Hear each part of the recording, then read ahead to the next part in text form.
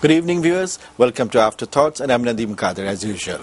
Today, my guest is Professor Mohammad A Arafat, faculty member of the School of Business of the Independent University in Bangladesh. And, of course, we had a lot of incidents today. We will be discussing those, but as well as other issues that the week saw in the days past, in the week that's gone by. Welcome to the program. Thank you very much. It's always good to have you. I mean, I was just saying that to have a young analyst, it's something new that you will be thinking than others, and that's something I think is very interesting to know. And I think the viewers like that, because your generation and the other generation, they have a little difference of opinion and of thinking and the thought process, of course. Absolutely. So I'm sorry, but we have to start off with something very sad that has happened today, and I think it's the worst political day since the government of Awami League came to power. And 4 people have been killed and 400 injured, policemen have been injured and all.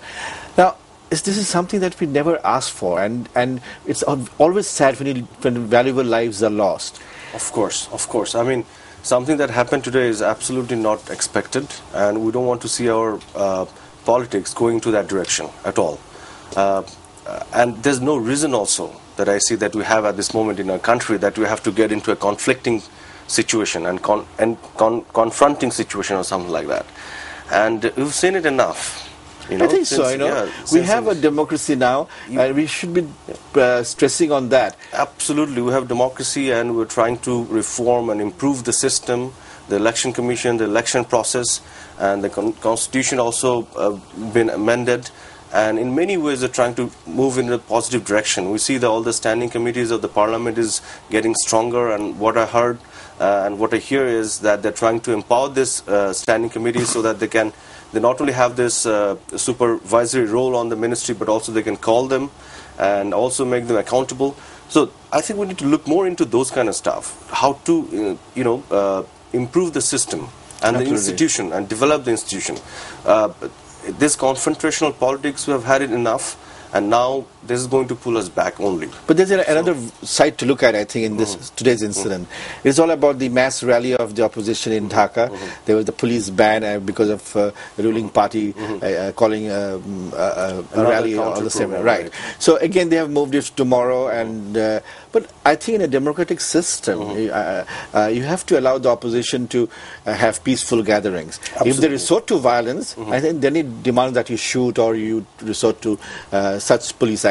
Now, I agree with you that, of course, what happened today, the government definitely will have to take the responsibility, especially the police and all that. But then again, what I would want to say is that the opposition will also have to take some responsibility.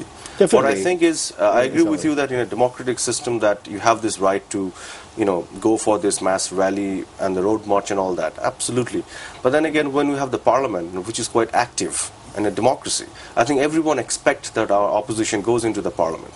And then again, whenever you call for things like that, a mass rally and the road march, especially the mass rally within the city, then everyone gets a bit, concerned, a bit uptight and concerned that what's going to happen, because we know in our city it's already quite congested and traffic is already quite painful, I would rather put it this way. And on the top of this, if a program like this is going to create another center of the city, absolutely in a big situation. So and then also the risk, as the police commissioner was saying yesterday, and I quite agree with him, that there's also the risk of sabotage. People from some other quarter might. Right. I was going to that also, because there's always a chance that from this kind of program that it eventually erupt violence. And we've seen a few days back, it was BNP came up with the convention on this, the freedom fighters, and eventually what happened, some other people took it over, and what they've done, the way they have attacked the police and created all kind of destruction on the streets, it's all unacceptable. So there's always a reason for why we want to be worried about all this. So at the same time, here again, as I said, and you mentioned it also, and I totally agree that in a democratic system, of course the opposition has this right. But then again, the reality is something else. So I think both the government and the opposition needs to be a bit careful while thinking about or calling for this kind of programs. Especially, we are not sure how far the whole thing is solved, this foil coup bid. So after that, I think every politician, whether in the opposition or position, needs to think what move they will take so that, nothing dangerous happens. I want to just go back to what you just mentioned, that I was hearing as well. Like, you can hear many things all around that. There's a sabotage, a conspiracy was being hatched by some quarter that they'd want to do something in the mass rally of this opposition and try to create a situation that probably attack the leader of the opposition, the honorable leader of the opposition, and try to put the blame on the government and create a situation like this. That's what generally has happened in the past. We have seen. In past, who's also doing it, we don't know. Right. That's true. Now, it's gradually being unfolded though. But then again, in a situation like that, when it happens, and I think it's the authority should come up with their suspicion. They should come up with why they're being concerned and why they want to stop it. So they should open it up instead of, again, the government party is calling for another program and then they're calling 144. Yes. Then it looks like it appeared to the people that government is being autocratic or something like that. I think that's not a right approach to go about dealing with this. I think that did not go well with the general people. I mean, no, not at all. Not at all. And then again, tomorrow they're going to do it anyway. Yes. So, how do we don't know what will be developments overnight, because what decision the police will take again, and that is also true. That is also but true. We have seen in the past that major rallies do take place, close by. But if people want, and if the leaders want that their followers and activists should be, peaceful and calm and not get into any trouble, it can be managed. The police can make a very, and there's RAB also. They can make a good barricade and keep two sides away. Some of the road march went on very well. We saw it. Even I heard the oppositions thanking the government for, handling the whole thing very well. That's true. But then again, as you mentioned, the situation is a bit sensitive at this moment. Right. We just saw what happened. It's after this Bilkala incidents that we have. It's still, it's a trauma for the whole nation. Yes. And then anything happens that really tend to traumatize us. And it's of course not the army. I mean, the army as an institution has done a phenomenal, it's a fantastic job. But then again, that tells us something, that some kind of conspiracies or some kind of ill initiatives being taken by some people. As the Prime Minister puts it very often since this incident, that the army as an institution has been used. Absolutely. And we hope it not be used anymore. But it has played a good role, and it has played a very good role in the international arena by UN peacekeeping operations. Absolutely, undoubtedly. Even to strengthen our democracy. What I say is, it is true that on and off some people from the army, they have declared martial law and killed our democracy. But army as an institution, they have contributed a lot for our democracy also. See, there's the voter list with the photo ID and all this. It's the army as an institution who has contributed for democracy. Not only they're the symbol of a sovereignty and independence, they're contributing in a democracy as well. So that's a different thing altogether. So we have to keep it separate, and that's how we have to look into it. But what I think is, why do we have to again see that we're getting into a political turmoil, some kind of anarchy that we see? We can sense it. There's a problem with the election commission now. True. There's a search committee and all that. That is. Also I think here BNP as the opposition making a mistake here, because you know what? I understand they have the demand for this caretaker government, the system. But if you look back in the past, what you know is it was actually the demand of Awami League, the then opposition party. And then they were demanding it, and at some point BNP agreed to it. And the concept was given by Awami League, but it was BNP who formalized it and incorporated in the constitution, and they've done it unilaterally, single-handedly. So, but there were many flaws in there. Even the Awami League sort of agreed to it, and then we experienced 3 terms. 3 elections under this caretaker system. And we have seen that all those flaws and the problems in the system, in the formula that appeared in front of us. And we saw that it is to ensure a free and fair election, but the formula itself, the system itself can threaten the democracy altogether. And that's what we've seen. So I think there's a room for improvement. And part of this process, it has been taken off from the constitution. Now what we can do is we can discuss, bring it on the table, and then chalk out another better format. Yeah, that's what I was about to say. Anyway, we'll just quickly go for a commercial break, come back and go into a little length into this caretaker government system, because it's very debatable issue. Absolutely. Sure. Viewers, don't go away. Please stay with us. We'll be back after Professor Mohammad A Arafat of the Independent University. So as we were discussing the caretaker government issue, Right. now there was a point, we've said that when BNP unilaterally adopted in the parliament. Absolutely.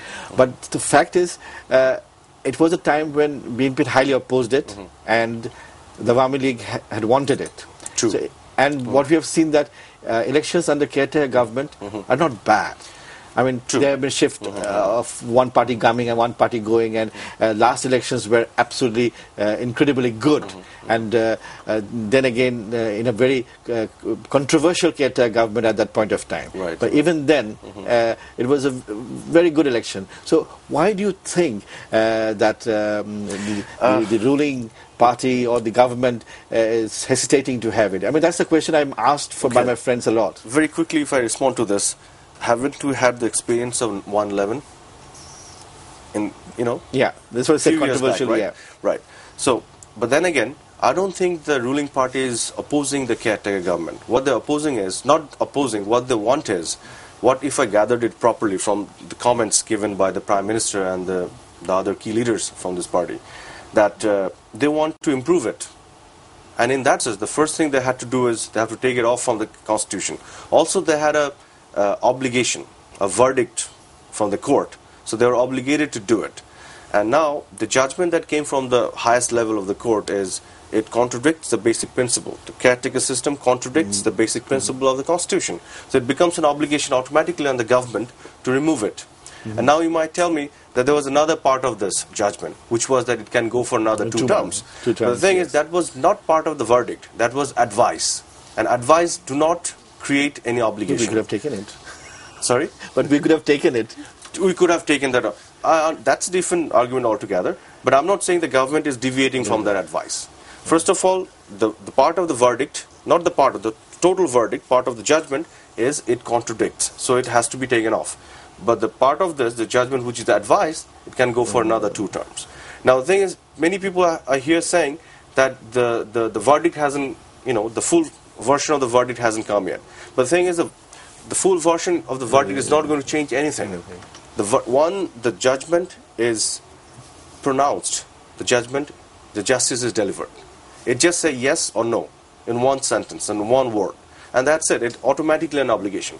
The full version of this is just the explanation of it, the justification of that. That does not change anything. So what I think is, based on that verdict, the government has changed it. It has amended the Constitution. And now what we need to do is to go by that advice, which you've just said could have taken it. We need to sit down. Absolutely. Because of course the government don't want to see that we're going back into the previous system. We want to make sure the free and fair election. This is very true that majority of the people want caretaker government system. The reason they want it, because it's not the caretaker government system. They want to make sure that their votes not being stolen. Absolutely. And they think and they believe that only under the caretaker system, the vote goes to the right place. But EVM is another thing, electronic voting machines. EVM, of course, that ensure the proper voting and all that. So what I was trying to say is, it is not the caretaker system, it's the voting right. That's what, psychologically they think the caretaker government system is tantamount to the voting right. So basically it is a voting right. So what if we can come up with a better format where the people can exercise the voting right, the free and fair election is ensured, at the same time the system do not threaten the democracy altogether, which it did in 111 or in previously also in many occasions we've seen it. Yeah. So for that, what's going to be the format? We don't want this time Awami League to come up something unilateral like what BNP did in 96. Right. What we want is BNP should come to the parliament instead of, they can do it, the mass rally and all the road march. But then I think I would still suggest and I will expect they can go back to the parliament, talk about it and come up with some, a better version of the caretaker system. The BNP can, offer 5 of their members. Awami League can do that, and that way they can form a caretaker system which will hold the election in the next election or something like that, which is going to be credible. at the same time, I'd like to say that now we're also having this search committee that you just said, the Election Commission. This is something which is time-bound. It is due at this moment. We have to do it right now. But BNP is not contributing in this. What they're saying is they want to resolve the caretaker's government, that issue first, and then they'll come back to it. But you know what the mistake they're making is, actually they need to, contribute into this, the formation of this, the new Election Commission. Because it is an urgency. It has to be done right now. We have 2 more years to resolve the caretaker system. What if now the Election Commission is formed, BNP is not participating into it, and then after 1.5 year, Awami League agreed to the caretaker system, then are they going to again go back and sue the Election Commission now? So I think they should contribute into formation of this the Election Commission, and simultaneously they can, carry on with the movement for this caretaker government system. I think that would be the wise way to deal with this matter. That's how I see it. Well, I think above all, what should be there, as I personally feel it, and you should agree with me, that above all, the politics should be for the country, for the people. And that's something that I think from both sides they have to keep in mind. Absolutely. And we don't want to see people losing their lives. Exactly. At the end of the day, it's the people. Absolutely. The country meaning the people. It's not only the land and river and the trees. Everything meant for the people. So that should be the, the objective at the end of the day. Right. That the welfare and the betterment of the people. So that's how we should craft our strategy and everything. That's what democracy is all about. Absolutely, absolutely. Well, Arafat, I just wanted to come to a topic that you like very much. It's, of course, your bastion economy. Now, the finance minister has agreed that the economy was not in a very stable position, although he refused to accept that it is collapsing or anything. What is your study? See, we have liquidity crisis, we have this crisis, the real estate business is falling, and blah, blah, blah. There's a huge... See, the economy is not a straight line. It has never been a straight line. There's always the fluctuation. It will be there. But the thing is, we have to look into it in a bigger canvas. If you just try to look into it partially and out of the context, then it might give us a different picture altogether. So what I understand is the economy is facing with some challenges, like everybody else in all around the world. We're not different or absolutely separated from the rest of the world. Of course, we have some challenges. But then again, I'm not pessimistic. And I have a reason for not being pessimistic. I see a brighter future. And why I see that? First of all, see, at this moment, the problems that we're facing, one is we say that we have the liquidity crisis. True. Second is we say that the taka has been devaluated against dollar. Inflation. Inflation is another. True. Another is that we see a little drop on our foreign exchange reserve. This is also true. And all 3 of them as an indicator that says the economy is facing challenges. And I agree to it. But then again, all 3 of these are actually stemmed from one cause. And that is the government spending is going up because of this. The government has to import the diesel and the furnace oil to produce electricity. Now the question is, in 2009 when this government started its operation, we didn't have enough gas. We did not have coal. And we know that we had huge scarcity in power. We haven't forgotten that we used to have 1 hour electricity and then gone for another hour, and alternatively every alternate hour we used to have electricity. And that was the experience that we had. So at that point of time, what did you do? The only option was quickly, how do you resolve this matter? So the only option was a quick rental. Even if you had gone for the base plant, then it takes you 3 years or more than that to complete it. And even if you had complete the base plant... in a rush for this rentals, there's a lot of investment there. Yes, but it is not the rental, quick rental only. We had no other option but to do it. It is the raw materials of it. So all the quick rentals are dual fuel. You can use it by furnace oil or those which are the diesel. All of them can be run by the gas also. And if you go for setting up more base plant, and if you run those base plant by furnace oil, the diesel, the cost of that is going to be the same. With out of the existing base plant that you have in the governmental sector, some part of it that can produce 800 megawatt, but is sitting because we do not have gas. So it is not the quick rental. It is the raw materials, the diesel and the furnace oil. When in 2009 the price of the furnace oil was 9 taka per liter. Now it is 72 taka per liter. And also the usage has gone up. It's not only the price. We used to use, in the last year, in 2009-10, it used to be 400,000 liter, and it became 2.7 million liter in 2010 and 11.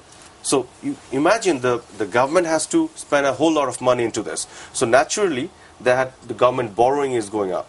So now the question is, if we didn't do all this, if I can complete, we did not have this liquidity crisis. Our taka would not devaluate against dollar, and we would not have any pressure on our remittance if we did not go for this electricity production. But then the whole economy... But as we also know that the implementation is slow, and that's why the foreign aid is stuck up in the pipeline. And that's one of the reasons why there are problems in the economy. Yes, I agree with you on that point. It's very true that the real problem is on our balance of payment. Absolutely. Because our dollar is going out, we have to import all the heavy duties machineries for the quick rental, and especially on the raw materials, as I said. And dollars are going out, but we need more dollars to come into this country. And we expected that the donor fund will come in, and that's where we had some management problem, administrative problem, which we actually failed. But then again, I would like to mention that the foreign reserve in 2006, it was 4 billion. Now, even after dropping it, it is more than 9 billion. Yes. Thank you, Professor Arafat. I wish we could go on a little bit more, but we ran out of time. But thank you for joining us this evening, and hope to have you back again. Thank you very much. And keep going with your analysis. Thank you. Well, yes, we hope the political scenario will be democratic in every sense of the word, as we both talked about. Economy will pick up, and the inflation will come down, which really hits the basic population. And do stay tuned to ATN News, and do watch us again next Sunday, same time.